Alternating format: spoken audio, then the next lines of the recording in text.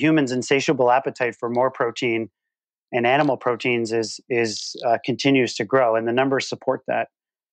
But the facts are that we can't sustain that kind of level, and so we need to be able to have and be able to commercialize and make it accessible to a great deal of the population, more plant-based proteins. Welcome to the Business for Good podcast, a show where we spotlight companies making money by making the world a better place.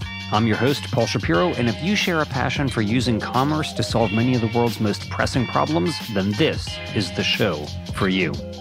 Welcome, friends, to the 58th episode of the Business for Good podcast. 58 has always been a favorite number of mine, both because it was the jersey number of my favorite football player as a child, Wilbur Marshall, and also since as a kid I used to try to collect 1958 baseball cards, some of which I still have. Hopefully they are worth something today. But you know what is really worth something? This conversation with two executives from one of the largest meat companies on the planet, Maple Leaf Foods. Now, those of you who listen to the show know that I've devoted a good amount of my life to trying to help humanity use fewer animals for food. So why would we be having a meat company on as a business that's doing good? Well, that is an easy answer. Because of all the major meat companies, none has embraced plant protein in the way that Canada's largest meat company, Maple Leaf Foods, has. Not only has the company acquired two well-known plant protein brands, Roast and Lightlife, but it has dramatically expanded those brands' reach, enabling more meat consumers to enjoy these plant-based products. In fact, Maple Leaf has put nearly $1 billion, billion with a B, so far into acquiring and now growing their plant-based protein lines. Part of that includes building a $100 million tempeh plant. Think about that, $100 million just for a tempeh plant, along with a $310 million plant-based meat facility, both in Indiana.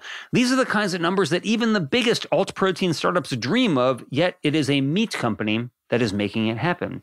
In this episode, we talk with the executive in charge of Maple Leaf's plant protein division, called Greenleaf Foods, Adam Grogan. We're also joined by the company's Chief of R&amp, Jitendra Sagili, an impressive meat industry veteran who's in charge of a team of 90 food scientists, many of whom are working to innovate the best new alt proteins for the meat-eating consumer to enjoy. We talk about a lot of things, including whether Maple Leaf sees plant-based meat as cannibalizing their core products or merely as a supplemental effort to them. We discuss their efforts to put plant protein not only into the meat aisle, but also into the meat itself.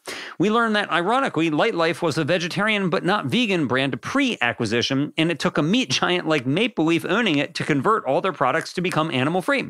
And we learned that in just a few years since acquiring Roast, Maple Leaf has now tripled the size of that business.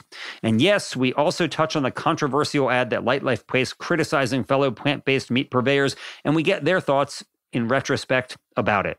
There is so much in this episode that I don't want to filibuster anymore by making this into a longer intro than it needs to be. So let me turn it over to Adam and Jitendra, two folks who are certainly using the power of their business to try to do some serious good in the world.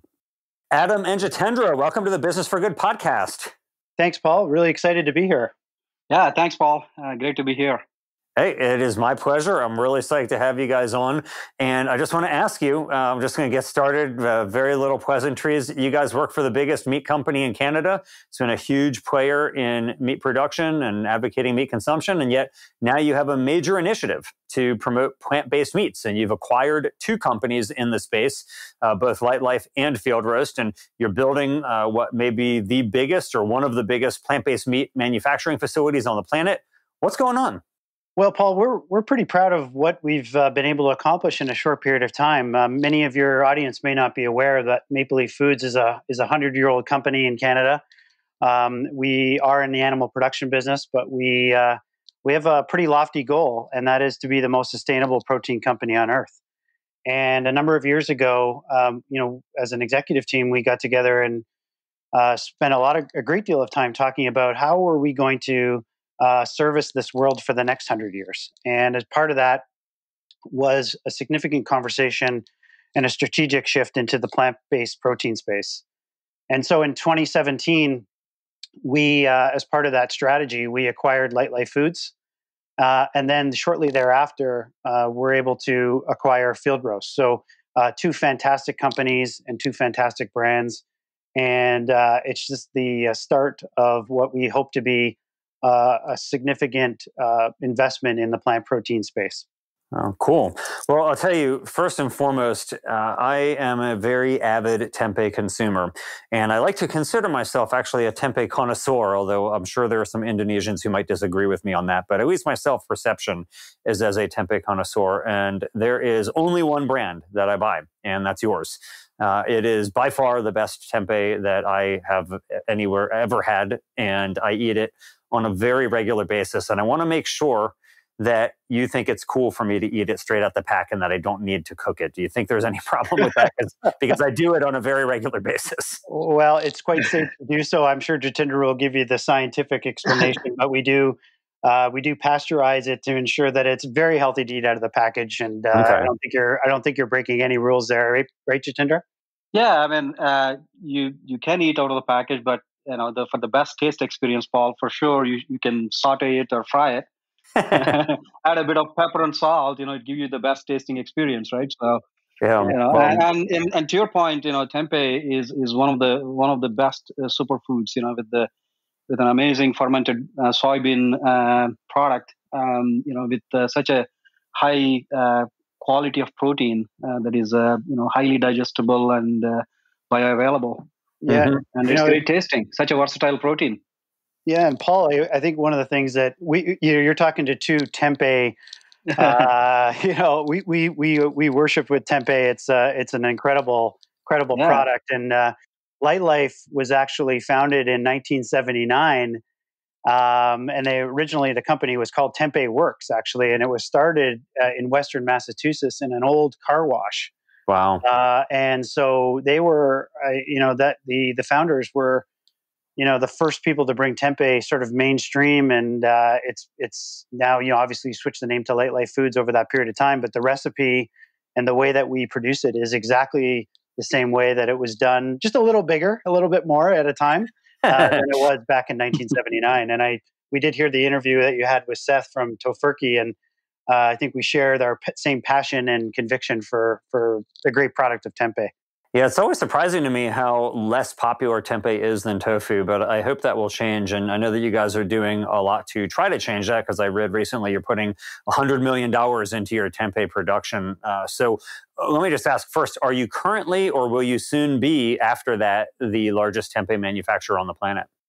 Well, we are there today, at least in North America, we are. But to your point earlier, tempeh really is only in less than 1% of all households in North America. And when you look unsurprising. Yeah, it's actually 0.7 percent. But those who love it a lot, like us. And tofu is just over 5%. So you can imagine, just how much room there is to grow. And I think when people are looking for simple, more natural ingredients, they're looking for more functional nutrition, flexibility, convenience. I mean, it hits a lot of marks. In fact, the rallying cry that we have back at Greenleaf Foods is that we believe tempeh will be the next kombucha. It's that excellent for you, and it's in a great product format. Nice. Okay. Well, I promise you, Jitendra, that I will cook it sometimes, but it's very easy. It's very easy just to cut it out of the pack and dip it in hummus, and I like it. But if you're looking for an easy recipe for it, put absolutely nothing on it and just put it in an air fryer for like 5 minutes, and it makes this very nice, crispy stick that you can then dip into any like salsa or guacamole or hummus or anything. It's awesome. It's such a versatile product, Paul. As Adam is saying, like it can go anywhere. Anywhere that tofu or chicken, or even I am originally from India. Anywhere like paneer, which is a dairy protein product, can go into. So it's such a versatile product and such an amazing protein source. Yeah, well, I'm glad you raised that, Jitendra, because you and I have spoken a lot before about your journey and about your story of growing up in India and moving to the U.S. and getting involved in the food science world, and now you're overseeing a team of food product developers for this massive company. How many people work under you at Maple Leaf right now? It's more both all proteins. I would say more than 90 plus people. Right. So now we're still growing. So you're overseeing a team of over 90 people who are developing all these new products, right? Both meat and plant-based. And let me ask you, like, what got you into this in the first place? And if the young Jitendra had known that you were going to be making plant-based meats, what would he have said? Like, you started working at this huge meat company. Did you ever think that you were going to be working on alternative proteins? No, I would say, let me take back a little bit. It was like my career journey over the last 2 decades is not necessarily a planned one. I would say, it's fascinating. Where I'm here, I'm grateful. Where I'm currently in the journey. It's continuously evolving. Going back, my roots in India. I finished my education and bachelor's in veterinary medicine, and from there I pursued my master's in animal sciences in University of Wisconsin-Madison. So when I was doing my master's, then I got real appreciation of how big the food industry, prepared food or prepared meat industry is. It's fascinating to see how big it is in America and North America, right? So I started learning more about products, and my first career job was with Conagra as a food technologist in R&D. I grew food technologist mostly on meat products. I grew in my career working with Conagra, Smithfield, and OSI Group prior to moving to Maple Leaf. So my journey, over the period of 2 decades, I met Adam. I believe Adam. It's in 2014. For Maple Leaf, joining in Maple Leaf, and fast forward, I'm where I am. I'm super grateful to working for an amazing purpose-driven company with excellent sustainable plant-based protein brands, Lightlife and Field Roast, with diverse product portfolio, including our favorite tempeh.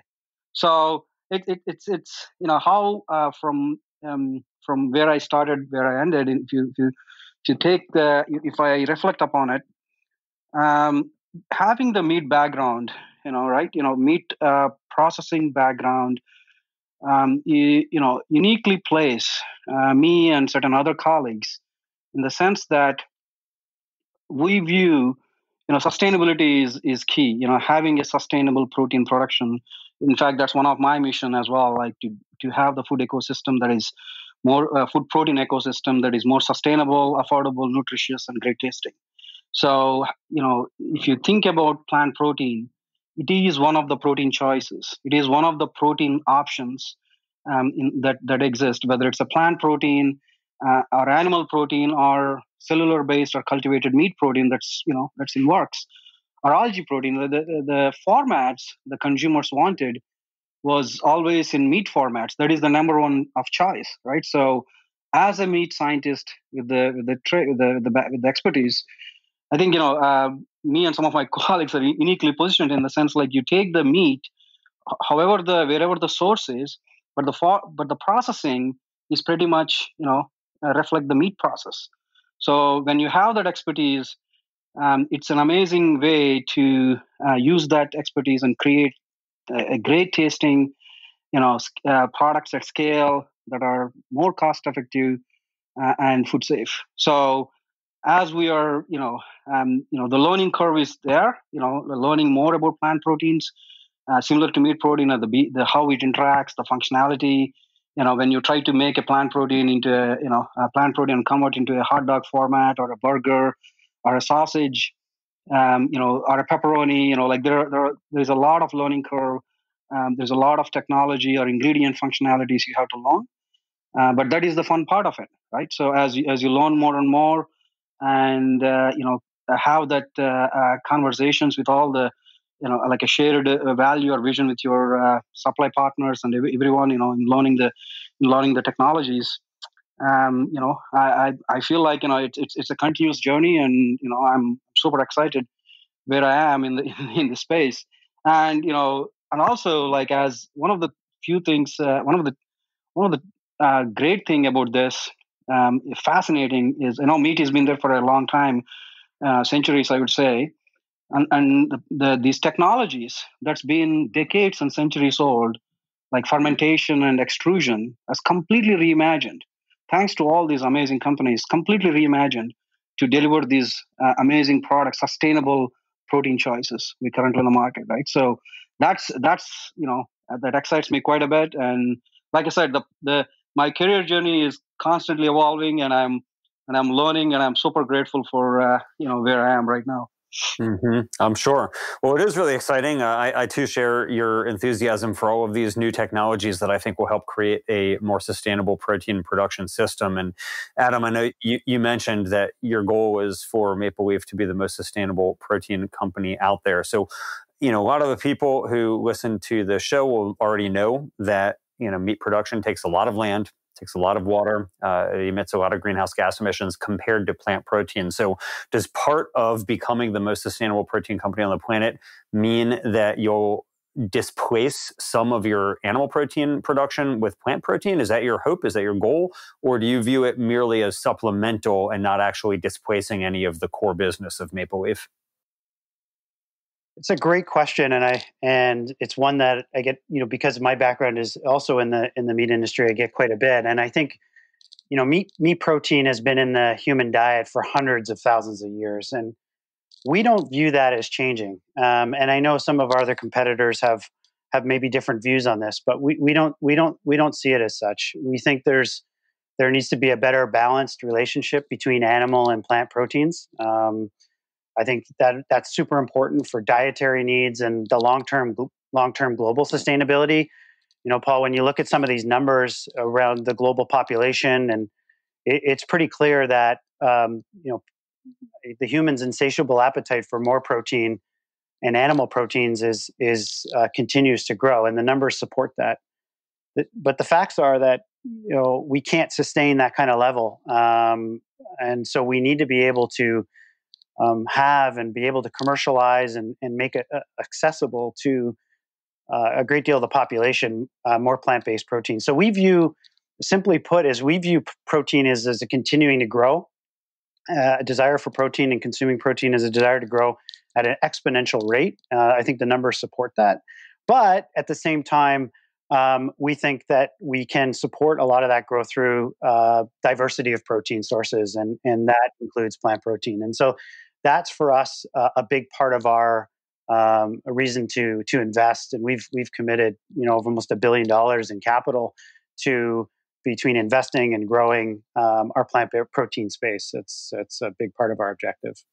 That's incredible. Are you aware of any other meat company that's invested as much capital into this alternative protein space as Maple Leaf? No, not at all. And I think for us, it's a source of pride. It's not one, as being good Canadians, it's not something we wave our flag on too much. We're very humble in that, but we're deeply committed to this. I think where others may have made investments to jump on a trend or take advantage of a growth platform, we're all in. We're between our marketing investments, our plant investments, our people investments. I think it's unlike anything that we've seen so far in this space, and so we're awfully proud of it. And including, one other thing is not only just investing dollars, is our commitment around sustainability as it relates to carbon neutrality. We're one of the few global food companies that has signed up for science-based targets as an outcome of the Paris Agreement. We've dramatically reduced our carbon footprint, both within our meat protein business as well as our plant protein business. We're carbon neutral now, and anything we have not been able to reduce has been offset through high quality carbon credits here in the United States.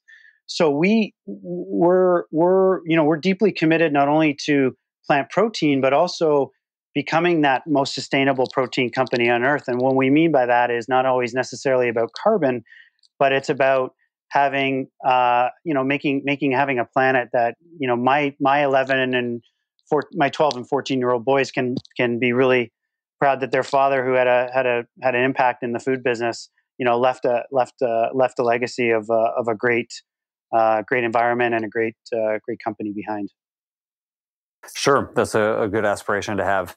So, Adam, you mentioned being friendly Canadians and that you guys want to have a humble attitude, and I think it's extremely admirable, obviously, that you guys are investing so heavily into the plant-based and alternative protein space. And I'd love to talk in a little bit about some of the ways that you've advanced the distribution of these products. But before that, and I just want to ask you about the ad. And so anybody who listened to the last episode of the podcast with Irina Jerry, formerly of Danone and now of Change Foods, she was critical of an advertisement that you all as Lightlife Foods took out that was an ad that was critical of Beyond Meat and of Impossible Foods. And you all were alleging that they were using too many ingredients, or they had ingredients that you thought weren't part of a clean label. And I think a lot of people were surprised by this, not only because of the way that Irina described it, as she thought it wasn't collegial in the space, but also, for these Canadians, they're so friendly. And then to come on out aggressive like that, attacking these American companies. And so I want to give you a chance to respond to Irina, or just to the criticism in general about that ad, and see, what your thought is on it. Like, why'd you do it? And do you think it was a success for the company? Well, it's really interesting the way that you asked the question. Why did you do it? And the conversation that you had with Irina is exactly why we did it. Our goal was to spark a conversation in the industry and amongst consumers. We had just come off the back of two important things. One was we did the largest and most extensive and exhaustive piece of consumer research in North American history in plant-based protein. We interviewed over 11,000 consumers. And they told us they want plant-based proteins that are made with simple, recognizable ingredients. And that was something that was really important to them. And in fact, if anything, we could see from lapsed users or for uncommitted users that this was a big reason why they hadn't tried the category yet, in fact. So for us, it was really about making a statement to say, look, we can be better. We can do better. If our focus is on making great tasting products, why can't they include simple ingredients, more nutritious ingredients, easy for the body to digest, in fact? And at the same time, we have relaunched the entirety of the Lightlife brand. We're going through that process now. Our first foray was our burger. We're down to 11 ingredients. We have no synthetic ingredients. We have no GMOs, no soy. And for the rest of our lineup, we are, by the end of the first quarter here, we're going to have completely renovated all of our food, simplified our ingredient panels. Our lineup will be 100% vegan. We are eliminating any milk products. We are eliminating carrageenan from a number of our SKUs. And so we believe fundamentally, based on what consumers told us, is that it was important now that we spark that conversation and address this issue as an industry. And we're better together than we are apart. And it's important. Our message to Beyond and Impossible was that we think we all could do a lot more for plant-based protein if we use that as the beacon for growth. When I saw the ad, I had, as I often do, the Lightlife Gimme Lean product in my refrigerator, which I actually ate last night, interestingly enough. So I don't, until we were going to have this conversation, I don't think I recognized how frequent of a consumer of your products I was, because last night I had the Lightlife Gimme Lean, and today in my lunch I have the Lightlife Tempeh. So I'm a regular consumer. But when I saw the ad, I went and looked at my Lightlife Gimme Lean, which is a product that I've been enjoying for literally decades. In fact, I remember 20 years ago, my mom regularly used it, and I, to this day, still regularly use it and love it. But I guess that falls into the category of the type of products that you're talking about, because I looked at it and, it looked like a Beyond or an Impossible label. It was like nearly 20 ingredients. It had ingredients I wasn't sure. And now it doesn't bother me. Like I'm not part of that crowd of people who, for whom this is an issue when they're buying products, but I realize there are some. So how soon, did I just hear you say that by the end of this calendar year, you expect to modify the formula for all of the products that Lightlife makes? Yeah, we'll be done the vast majority of the work by the end of this first quarter. So that's in March of this year.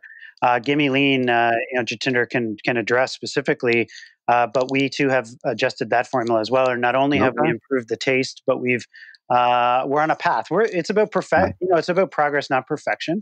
Sure. But we've dramatically reduced the number of ingredients. We've evaluated every single ingredient that's on that package. And as we're under, the plant-based protein industry is under some criticism from some of those in the animal protein world about this idea of which one's got a cleaner label and so on and so forth. So it's incumbent upon us to try to address some of these issues so that more consumers will enjoy more plant-based products. Because what they're telling us is that it's not just enough that they mimic meat, but that they are good for me. And that's a question that we've been trying to address. Sure. So Jitendra, are you moving away from soy? Is my Gimme Lean going to be made out of pea protein now as opposed to soy protein? No, Paul. Between Lightlife and Field Roast, it's again, being in the sustainable protein vision.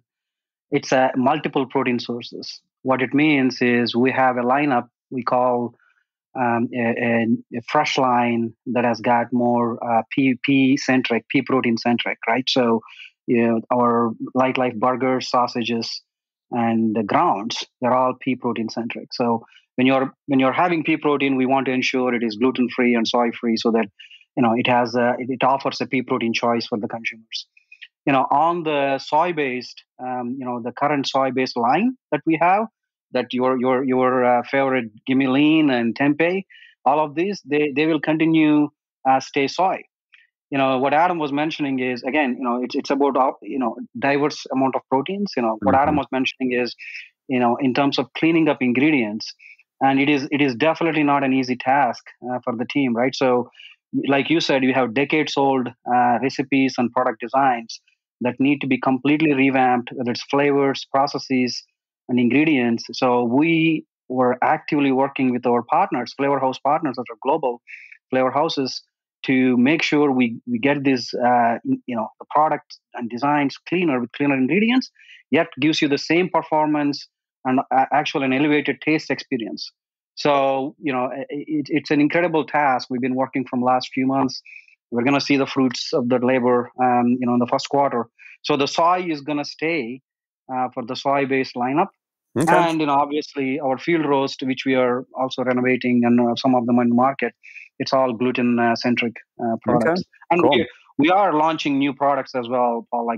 Those products will, again, utilize a combination of some of the other proteins, like fava, potato proteins, and stuff like that. So, yeah, I know that soy, some people don't like it, but because it's a bean that is so high in protein, you need far fewer acres to produce soy protein than you do, let's say, pea protein, because a soybean is closer to 40% protein, whereas a pea is closer to 25 or so percent protein. And so when you're growing, when you're making plant-based meat and you want to isolate these down to their protein components, it does seem to me like soy is actually, you can do it with fewer acres. Now, other people may have other concerns about soy that are unrelated, but just from a land use perspective, my presumption, and I don't know this for a fact, and if there's any listeners out there who want to correct me, I'd love to hear about it, but my feeling is that it probably takes a lot less land to make a soy-based burger than a pea-based burger. But it's not to say that I'm down on peas. In fact, I am down with peas. My own company, The Better Meat Co., loves using pea protein, so I like them. I just wonder whether soy gets an unfair rap in some cases. But speaking of an unfair rap, I want to ask you, Jitendra, also then about a kind of technical question here. So it seems like Adam was mentioning how some in the animal protein industry have been critical of the ingredient deck on plant-based meat. And it seems like methyl cellulose is like their popular whipping horse here. Is that the correct term? Certainly not an animal-friendly term, but the thing they love to criticize is methyl cellulose, which I have no concerns about it myself, but obviously some people do because it sounds kind of sciencey, and it is. A lot of people don't want science in their foods. And so I noticed you guys are using, I think it's called modified cellulose, but frankly, I'm not familiar enough with food science to know what's the difference. What's the difference between modified cellulose and methyl cellulose? And maybe for people who aren't familiar with food product development, what's it used for in the first place? Methyl cellulose, in plant-based space, any plant-based scientists can attest to this. It is the magic ingredient in a prepared plant-based products. There are a lot of work happening right now replacing methyl cellulose with the other ingredients. So it is a functional ingredient that in a normal terms it acts as a glue. It acts as a skeleton for the entire matrix of the product. Whether it is a hot dog, whether it is a plant-based hot dog or a plant-based chicken, plant-based burger, it is You can even call it like a magic ingredient as a functional ingredient, for the plant-based, right? So because the plant-based product, it's most of the plant-based protein is already a texturized. That means no functionality, unlike meat, where you can extract protein and there is, and helps in binding. Plant-based has to rely on ingredients like methyl cellulose and some other starches and gums. And methyl cellulose is a key ingredient, right? So there is a ton of work happening, and I'm sure a lot of other companies, working, or flavor ingredient companies are working towards replacing it. It would be an amazing day for everyone if we can able to find an alternative in a cost-effective way for methyl cellulose. As far as the difference between methyl cellulose and modified cellulose, there is not that much of a difference. It is just a different nomenclature, how you call a methylation of the cellulose. It is modified format of a cellulose. So, okay. That is the only difference. Cool. Okay. Yeah, I've noticed, I'm a pretty keen observer of what happens on plant-based product packaging, and I've noticed that nearly every brand seems to use methyl cellulose or some form of it. And at least I'm not aware of any health concerns around it. I think it's just a name that doesn't sound like a clean label name, but I'm not aware of any. Yeah, it is a modified form of a cellulose, right? So which is comes from the wood pulp or any cellulose or cell wall based ingredient. Chemical names are pretty crazy sometimes. If you think about salt, it is sodium chloride. So it's when you put sodium chloride there for a normal person, what is this? What is the salt? Right. So that's why it's such a bad rap, in methyl cellulose. But there is a lot of work happening. Again, trying to find a natural binding way. There's a ton of work happening in the industry. Yeah, it kind of reminds me of the old petition, the parody petition to ban dihydrogen oxide. Saying that this can kill people and it can burn people. And of course, dihydrogen oxide is just H2O. Anyway, all right. Well, thank you for helping indulge my methyl cellulose interest here, Jitendra. Yep. Adam, let me ask you then, when you guys acquired these plant-based companies, a lot of people who are big fans of Field Roast and of Lightlife, these are companies that were Field Roast was an all-vegan brand, and of course it still is, and Lightlife was an all-vegetarian brand, and it sounds like you're making it into an all-vegan brand right now. First, is that true? Are you guys making Lightlife into an entirely vegan brand here? Yes, that's true. Yeah. First, think about the irony of that a meat company acquired a plant-based or a vegetarian company and made it into a vegan company. That is a pretty interesting irony right there. So first, my hat's off to you for that. Of course, that's awesome. And there'll be plenty of vegans, myself included, who will be quite thrilled to enjoy more of those products. But let's talk about the business of this, Adam. I want to ask you, what happened with these brands? A lot of people, when Field Roast, for example, was acquired, people were wondering what's going to happen to this brand. Not in terms of whether, it would start having meat in it. I don't think anybody expected that. And I know you've guaranteed that won't happen. But in terms of its distribution, because, for me, I look at how these companies can do good in the world by being further distributed and offering plant-based meat in a cheaper and more convenient manner for people to get. So has that happened so far? Is Field Roast in more locations now? Are there more SKUs that have been released? Is the price cheaper? What's actually happened since Maple Leaf acquired Field Roast? Well, Field Roast is one of those brands that we have, incredible affinity for. And one of the philosophies we have, Paul, is this idea that consumers own these brands and we're just stewards of them. We don't own the brand, the consumer does. And if you come at it through that lens, we hold the Field Roast brand and Lightlife brand, for that matter, in such high regard. We feel a sense of responsibility. And Field Roast is just an incredible brand. We've recently just upgraded all of the packaging. We actually have a new advertising campaign coming out here in the next 60 days, which I think your audience will love. Just really modernizing it and providing some fuel for future innovation.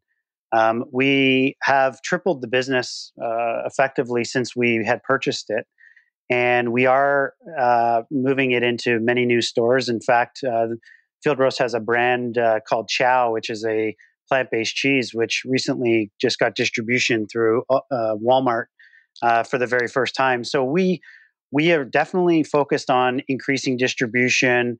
We're focused on modernizing the brand, making sure that we stay true to David Lee's, who is the owner that founded it. He was a chef by trade, and what he brought to it around the artisan quality of its bold, rich flavors. We intend to really follow in his footsteps and honor what he's created with just some incredible new products that live up to that brand. So it's an honor to work with it, and hopefully your audience will be able to see it much more in distribution, more predominantly in the east side of the country. If they were coming from Seattle. Wow. So tell me, when you say tripled the size of the business, Adam, do you mean in terms of revenue? Do you mean in terms of pounds of production? What is the basis for that tripling? In revenue. So we have significantly increased the sales rate on field roast.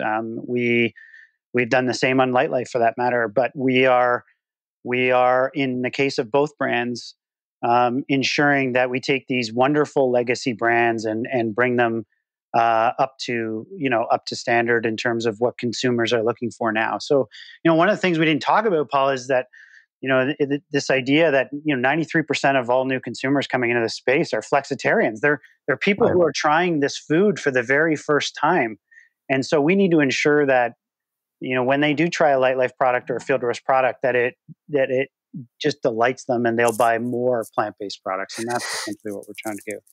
Yeah, so let me ask you then about that, Adam, because people in this space know that vegetarians and vegans are not driving sales of these products. It's nearly entirely meat reducers, people who want to eat meat but are happy to eat more plant-based nutrition as well. So do you think that purchaser of field roast or Lightlife is the type of purchaser who maybe would have been buying some Maple Leaf meat product and are switching to this? Or is it something else that's happening? Well, we see right now, and it's kind of related to the question that you asked earlier, because we've recently launched Lightlife in Canada. It didn't exist in Canada. Field Roast did. It had a small presence. And where we do sell Maple Leaf products, we're actually seeing our business actually increase. What we see in the market right now is this. Look on the store shelves. Jitendra and I walk stores like crazy. I think we spend way more time in the stores than we want to. But think about all the places where you're seeing protein pop up, whether it be cereal bars to breakfast cereal to I'm seeing it in beverages, and for us, we just see the insatiable appetite for protein. So we're seeing it incremental. So those that are trying plant-based proteins are adding it to their list of protein options. Obviously, we love our vegan and vegetarian core consumers. We hope to honor them with even more products. We have not forgotten how important they are to our business and to these brands. They are the lifeblood of these brands. But what we think is really important is if we can get more people to satisfy their protein desires with more plant options, I think we're all better off. And that's really our goal.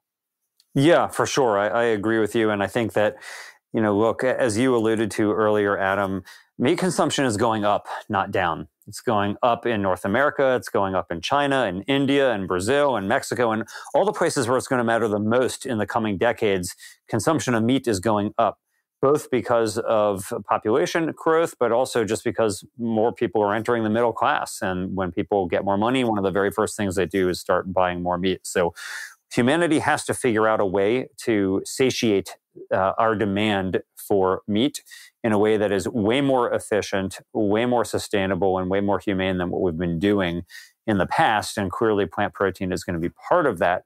I also want to ask you both then about another strategy. So not just the idea of offering these competitor products that are entirely plant-based, but also, for example, of what Maple Leaf has been doing with the blended products, because I know that you all have introduced lines of Maple Leaf products that also incorporate plant protein. So you see plant-based protein not only entering the meat aisle of the supermarket, but entering the meat itself.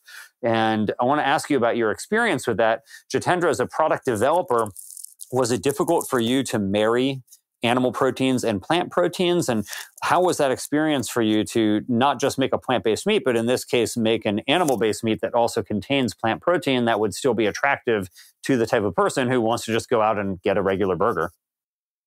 Yeah,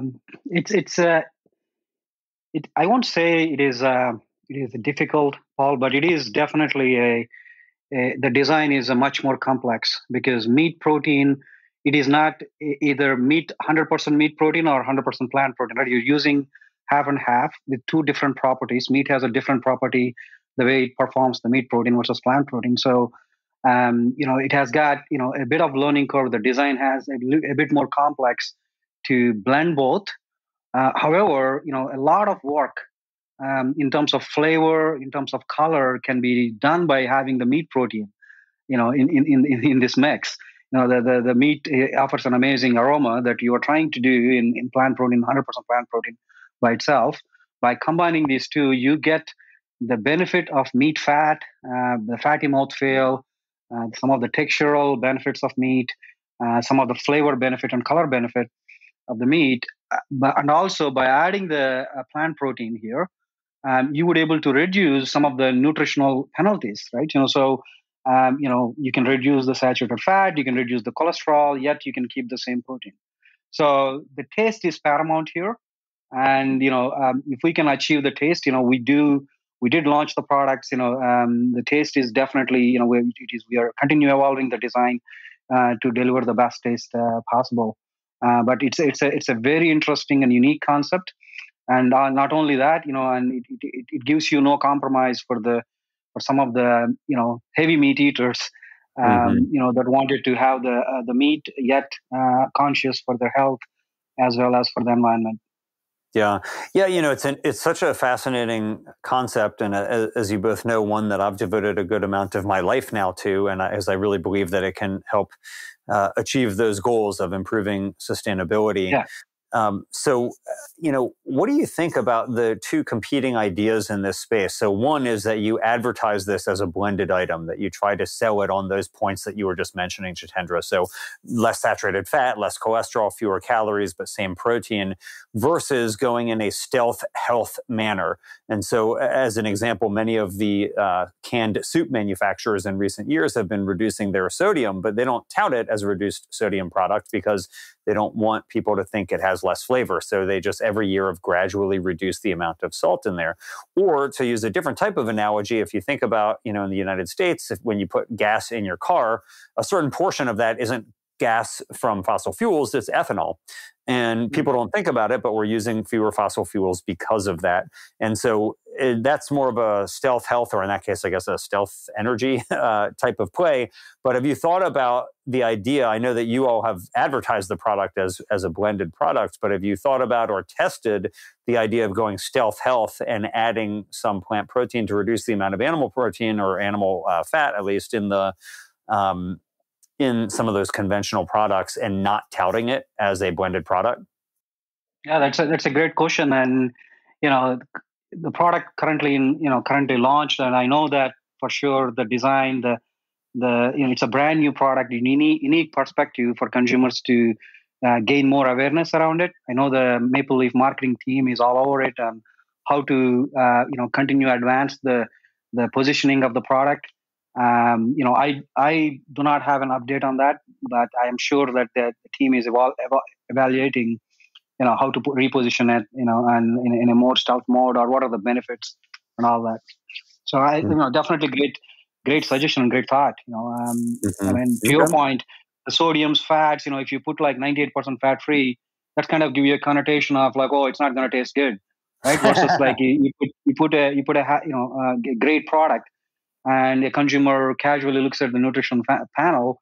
Oh, it's amazing and it tastes great. So it's just the perception. It's a great suggestion. Yeah, I mean, I'm sure the marketing team is evaluating. Maple Leaf marketing team is evaluating all the possibilities. All right.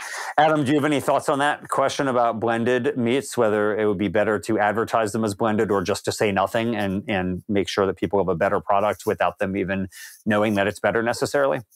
I can't help but, reflect on the podcast episode that you had with Seth from Tofurkey, which I enjoyed immensely. And he talked about this idea of taste being king. And that's really stuck with me, actually. And I think whatever we do, whether it be in the meat side of the business, the animal protein or the plant-based protein industry, we can't forget the fact that when you are selecting a product in a grocery store, such as a burger, whether it's blended animal protein or plant protein, it has to taste amazing. And I think where you're going is exactly the right place, which is the fact that it tastes amazing and it happens to have less saturated fat is the path home, as opposed to, I think some of us that are so close to it in the industry, we tend to want to over communicate about how we've made it, what it's made with. And in the end of the day, we all got busy lives. We all have so much money in our pocket, and we just want a great taste experience. So, your perspective on this is an interesting one, and I can't help but think about what Seth said on your episode there. So it's top of mind. Yeah, it's so fascinating because so many people, they think that what is going to drive the demand for such products are going to be, either the sustainability or the ethical or the health benefits of the products. But like you just said, in reality, most people are still buying food because it tastes good, because it's affordable, and because it's conveniently located for them, either at a store that they like or in the aisle that they like, et cetera. And I hear a lot of predictions about how more high-minded motivations are going to increase in terms of their, what's actually motivating most food purchases. But in my own experience, people tell pollsters one thing to make themselves sound better. And in reality, they continue doing the things that we've always done, which is buying things that taste good and are affordable.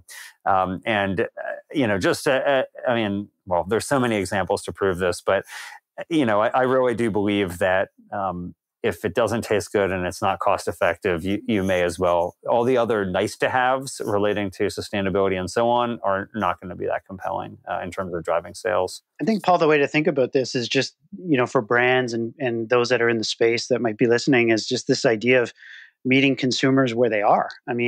There is a certain amount of consumers out there who do make purposeful choices. And there's others who would like to, and they'd like a shorthand to that, but in the end, they may have different motivations. And so it's really important for us as food providers and stewards of brands to make sure that we're a little bit more agile in our communications and ensure that we meet consumers where they might be. And and if we can move them down that continuum and that path towards better, healthier, more sustainable, our responsibility is as food manufacturers and as providers of food.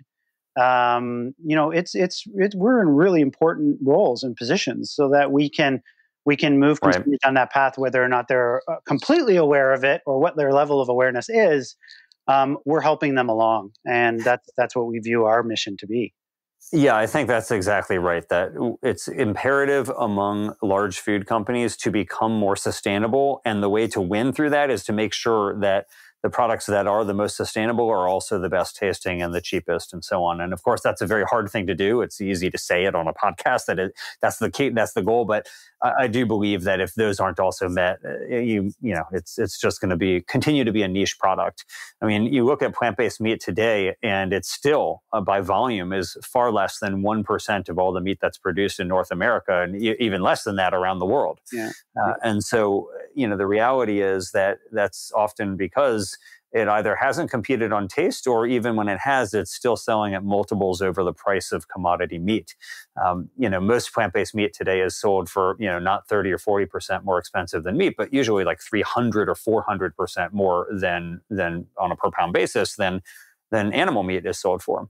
And when you're dealing with that, it's really hard to escape the niche category and become mainstream. And I think one of the key lessons to learn from the ascendance of plant-based milk has been to actually compete on cost and not just on sustainability. And that's why plant-based milk has been such a much bigger success story than plant-based meat, is both for taste and cost reasons, I think. Yeah, we've the way we've thought about this is Look, we've been under some criticism in the past about, there's this animal protein company that owns this plant-based protein company, and there's been some questions about motivations or us as an animal protein company as an ownership. And I think it is important to point out as well is that we are an independently operated company here in the United States under the Greenleaf Foods company that owns Field Roast and Lightlife. However, we are owned by Maple Leaf, and one of the things that we try to do is to try to leverage, like what you heard from Jitendra a little bit, is leverage what we know from animal food production and try to translate that into plant production so that we can drive those costs down, because that's something that's super important to us in the sense of, like, how do we scale these businesses faster? And the world can't survive on animal protein alone if you look at these growth rates. At the same time, you have 1 in 9 people are undernourished, while 2 billion people in the world are overweight. So the food system and those who within it, own this situation. And so our view on this is, we think we can make a really big difference by not only investing but promoting and innovating in this space to provide some alternatives to the outcomes that if we're not here, that wouldn't be ones that we would be tenable. So that's gives you a little bit of perspective as how we think about it. Yeah, well, to give you a small window into my own thinking on it, I don't think that it's going to be possible to have the type of transformation of our global food system that we need without having the major meat companies involved and actually embracing and benefiting from the move toward alternative protein. And the story is told many times, but if you look at, for example, what happened in film, how you had Kodak and Canon vying for supremacy for decades in the print film market. And they both knew about digital in the 70s and the 80s, but only Canon embraced it. And we all know what happened. Kodak went bankrupt, and Canon is now the largest manufacturer of digital cameras on the planet. And so I really believe that forward-thinking meat companies that embrace these, what are today called alternative proteins, but tomorrow will just be, I think, part of the protein portfolio of the world, are going to become the Canons. And those that have their head in the sand and try to resist or don't embrace the innovation that we're seeing today are going to be more like the Kodaks. And so I'm grateful that you guys are doing such a good amount to help to embrace plant-based protein and alternative protein in general, and are going to not just triple the size of these companies like Field Roast, but hopefully, 30x them in the years to come. So on that note, let me ask you, obviously, I'm sure you guys think about a lot of things in the alternative protein space or in the business space in general. Are there any ideas out there that you guys wish that somebody else would do, like start a company to do X or solve some problem that you think would help to advance this space? And Jitendra, let's start with you here. What do you think? What are you hoping some listener may go and end up and invent here? There are 2 areas, Paul, for me, living in the design element and R&D aspect of it. There are 2 areas that definitely has such a potential for anyone to start and be part of. The number one thing is the plant-based functional ingredients. Like developing these functional ingredients, whether it's for great taste or texture, flavor, aroma, color, with clean ingredients and that delivers like the taste and mimics some of the meat mimicking, all that at a cost. Like if the work is still such a nascent stage, and you see so many entrepreneurs thinking on the finished product. But I know that from your experience or your company, Better Meat Company, you guys offer those ingredients, right? So to just put it in a B2B scenario where you put it in your product and it's ready to go. Similar to that, the plant-based ingredients, the functional ingredients, it's such an area for anyone to pursue, right? To deliver the best possible these ingredient technologies that helps the finished product. At the end of the day, we all talked about from last 1 hour, the number one thing that drives this plant-based movement is taste. And you see, like it's incredibly important. And that's where we are struggling, and in the sense of, to utilize this multitude of different source of proteins, whether soy, pea, gluten, flour, all of these, you need to have these functional ingredient systems, flavor, texture, color, performance, process performance, and all that needs to be there at a lower cost. And right now, the cost is of absolute high, and also the availability of technology advancements is I wish like we progress faster. So that's number one. Number two is about the manufacturing space. There is such a need for manufacturing of plant-based products. We are fortunate and blessed to have Maple Leaf network systems, manufacturing systems. But most of the entrepreneurs focuses on startups and technologies. But manufacturing is such a scarcity right now. Like you have to, at the end of the day, you have to produce the product. You said like less than 1%. Right now in the plant-based protein, can you imagine like to go to 10%? How much manufacturing power you need? So it is incredible that nobody is even tapping into that space in terms of either co-manufacturing or having that manufacturing abilities. All these companies are all startups, or everything is a tech based, but there is nobody thinking that way in the manufacturing capabilities of the plant-based protein. So those are the two I think that really I would say have high potential for someone to start. Very cool. Great ideas. And I think that it's intriguing to me the difference between the machinery that may be needed for plant-based meat manufacturing versus animal-based meat manufacturing. And listeners of the show will remember Christy Middleton from Rebellious Foods talked about their inventions to try to create machinery that can more cost-effectively make plant-based meat and bring that cost of production down. So hopefully you guys can connect with the folks at Rebellious Foods and talk about that. But what about you, Adam? Are there any ideas that you hope a listener might pursue in order to try to make the world a better place here? Well, I have one that is near and dear to my heart that hopefully is the same with your audience. Is the number one issue that we have in terms of our packaging side of things is our barrier film, and that is the film that is used to protect the food products from oxygen.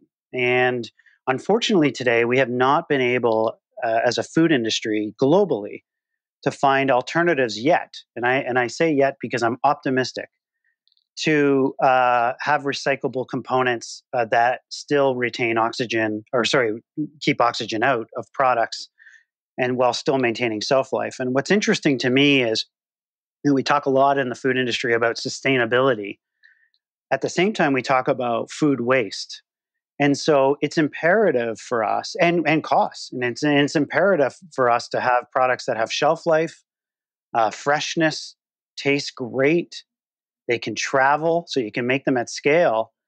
But at the same time, move us just to get over that hump. I mean, I can get the latest packaging we have that's come out for us on Lightlife and Field Roast is 90% recyclable. And the difference between getting to 100 is those barrier films that we use to seal our product. And so if anyone can crack the code there, I think there is a multitude of opportunities for that individual or that company be quite successful. I'll be the first one in line to want to hear the pitch.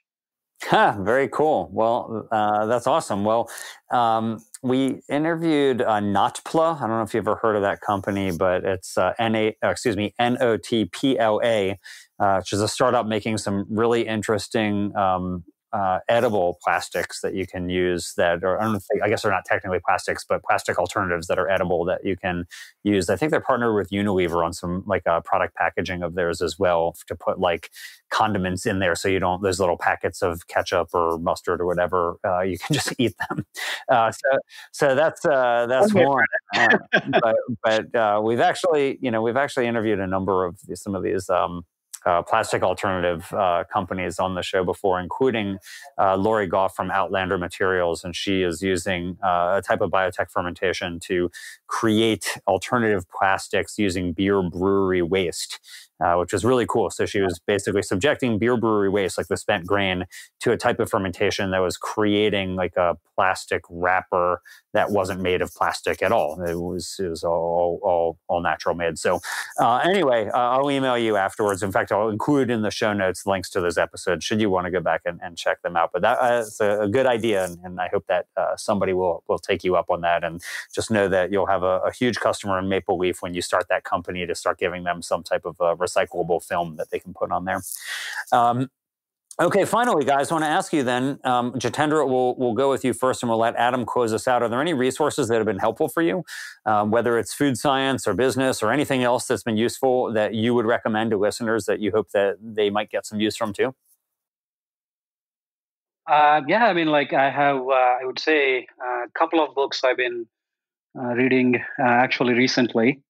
One is the Mind-Gut Connection, Paul. I don't know if you heard the book. It's called Mind-Gut Connection, about how the hidden conversation within our bodies impacts our mood, our choices, and our overall health. It's a book by Emeron Meyer. It's pretty interesting, how you see the human microbiome and how that, again, coming into the fermented foods of whether it's prebiotic, probiotic, how it, the microbiome, the gut health is such an important factor to understand the overall health or mind and body connection. So that's one of the books I'm still reading and still reading through, and and there was another one about the food waste which I intend to read once I find some time in 2021. In the middle of pandemic and having kids in the school, e-learning at home. So it's called Food Foolish. I don't know if you heard about this. Food Foolish, the hidden connection between food waste, hunger, and climate change. There are two authors, which is John Mandick and Eric Schultz. So those are the two books I intend to finish in 2021. And quite a bit about it. Very good. Well, I'll put those on my list too. They certainly sound interesting. How about you, Adam? Anything that you would recommend for folks that has been useful for you? I know there's probably lots of different business books and books on social consciousness and business, but I had a couple that are just really relevant to me right now. So we've at the office we've been promoting Veganary is obviously really big right now. So my books are more cookbooks, to be honest. I've really been experimenting. I've always been predominantly plant-based, but I've really tried to embrace Veganary. And one of the books that I've used is Wicked Healthy, which is by Chad Sarno, who's done some work with us in the past at Field Roast. And it's an incredible book, and I've used it a couple of the recipes in there. So if any of the audience is looking for really bold flavor and really out of the box kind of recipes that aren't another stew or something boring, I think they've really done a nice job. Nice. Well, I'm a huge fan. I know you're going to recommend one more, but I just want to say I'm a huge fan of both Chad and his brother, Derek Sarno. And I think that these are two guys who have done more to advance the demand for plant-based food and interest in plant-based food than almost anybody else on the planet. So I will very eagerly link to that book in the show notes for this episode. And Adam, what's the other one? The other one that I wanted to talk to you about is the Noma Guide to Fermentation. Jitendra has been all over me to get educated. We started the show off on tempeh, and this notion of fermented foods. I think a lot of people talk about them, but really deeply understanding the science behind it and the root cultures that are used. They even have in the book, which is really super cool, is a way to do your own styrofoam incubator. So if anyone out there wants to geek out about fermented foods, I would really recommend it. It's not an easy read. Let me tell you, it's thick, but it's something that I've really, really dove deep into because I really believe in the health benefits and the functional benefits of fermentation. So nice. Two kind of different ones that I'd offer, but ones that are on my list for sure and using them quite frequently. Well, very cool. Well, I'll tell you, first, I am a big advocate of fermented foods as well. and I am going to be trying a new one that I have never even heard of, but I bought it off of Amazon recently. It's like a Chinese fermented bean curd that is often referred to as Furu. It's Furu. Have you heard of this? No. We do a lot with chow, which is fermented tofu, but I'd want to hear.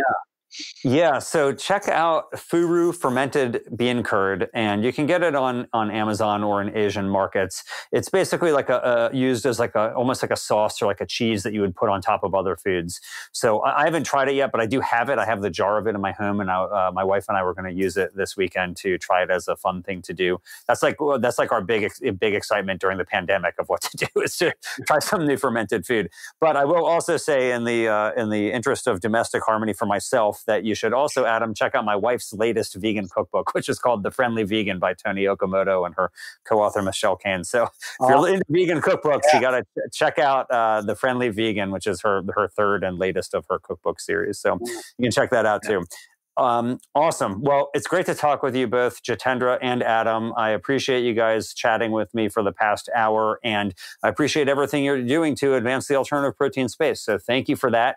And I'll look forward to continuing to see you expand the space and get more field roast and more other plant-based meats into more and more intestinal tracts. All right, guys? Thank you, Paul. Appreciate it. Thank you so much, Paul. Thanks for listening. We hope you found use in this episode. If so, don't keep it to yourself. Please leave us a 5-star rating on iTunes or wherever you get your podcast. And as always, we hope you will be in the business of doing good.